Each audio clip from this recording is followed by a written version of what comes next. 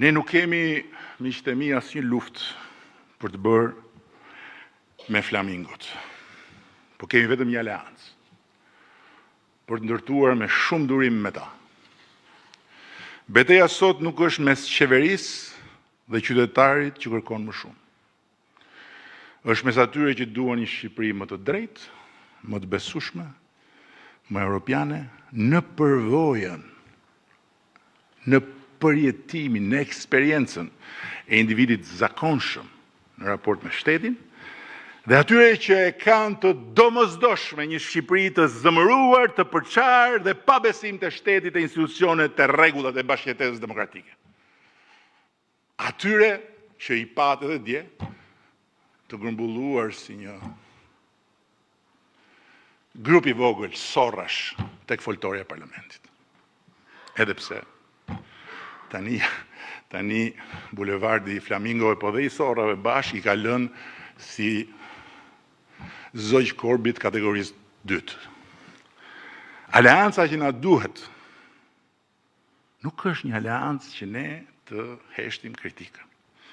Është një aleancë për ta mbrojtur kritikën nga përvetësimi i ekstremistëve, për ta kthyer zemërimin në ndryshim, për ta kthyer pyetjen në provë dhe për ta kthyer protestën nga një çast përplasje në një test pjekurie të demokracisë sonë. Ne nuk kemi, po Shqipërisë as nuk i duhen qytetarë që të na besojnë ne me sy mbyllur. Ne kemi nevojë për qytetarë që na masin me sy hapur. Dhe më lejoni ta mbyll me 2 pyetjet që i pash të shkruara në fund mbi pasqyrën e bulevardit të Flamingove. Ku po shkon Shqipëria me këtë zhvillim?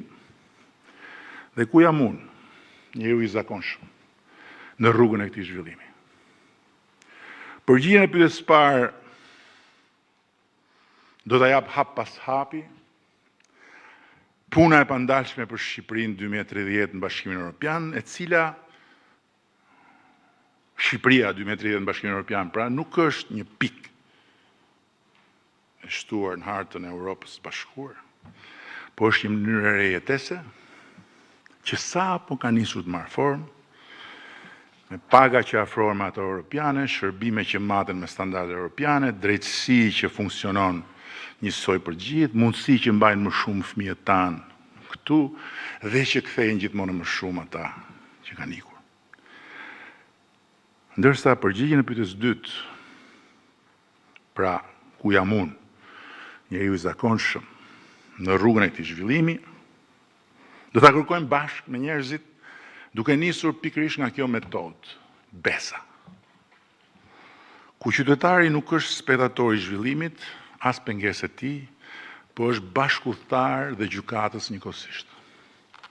Kur një investim pretendohet që i shërben interesit publik, ne duhet provojmë çfarë punë krijon. Për kë? Çfarë të ardhurar sjell? Për kë? Çfarë garanton për natyrën, për pronën dhe drejtat, dhe në fund si ndahet fitimi? Dhe jo vetëm duhet ta bëjmë këtë, po duhet ta bëjmë me empati. Zhvillimi që nuk provohet dot pa ndodhur, se i shërben njeriut, sado i rëndësishëm dhe i dobishëm të jetë, prodhon ato që pa në bulevard. Të huajsimin e njeriut në raport me zhvillimin. Zhvillimi nuk bëhet mbi apo rreth qytetarit, po bëhet bashkë me të dhe për të. Kjo është ajo që përsëri na nxjerr jo vetëm tek faktet, por tek empatia në radhë parë. Dhe në mbyllje, 3 mandatet e para ju përgjigjen pa diskutim, dhe këtë kemi me certifikat, ne, se e kanë vullosur shqiptarët, Pyetjes nëse Shqipëria mund ndryshonte. Përgjigja është dhënë dhe është e pakthyeshme. Mandati i 4 do të përgjigjet një pyetje më të vështirë. A mund të bëhet ky ndryshim i qëndrueshëm, i besueshëm dhe i të gjithëve? Dhe duhet i përgjigjet kësaj pyetje me empati. Kjo është kthesa nga transformimi i vendit te besueshmëria e transformimit. Nga autoriteti që mjaftohet me pushtetin te autoriteti që mbështetet te besimi. Nga fjala e dhënë politikisht te fjala e kontrollueshme institucionalisht. Atyre njerëzve të zakonshëm që mbushën bulevardin duhet i them një fjalë të fundit. Ju kam dëgjuar.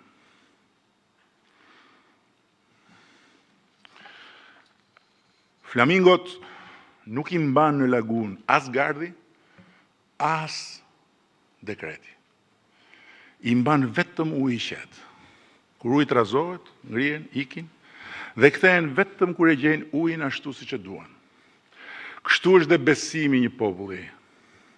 Nuk vritet me një krisëm, largohet kur trazohet uji. Dhe nuk kthehet me thirrje, po vetëm kur gjen ujin miqësor. Puna e mandatit 4 është një dhe e vetme. Të mbledhim nga të gjitha burimet, ujin e trazuar të besimit dhe ta bëjmë këtë me empati. Dhe flamingot do kthehen. Rilindja 2.0 është emri që ne i vum ciklit ri politik. Besa është metoda për ta kthyer ato cikël në një përvojë të re për qytetarët e Shqipërisë.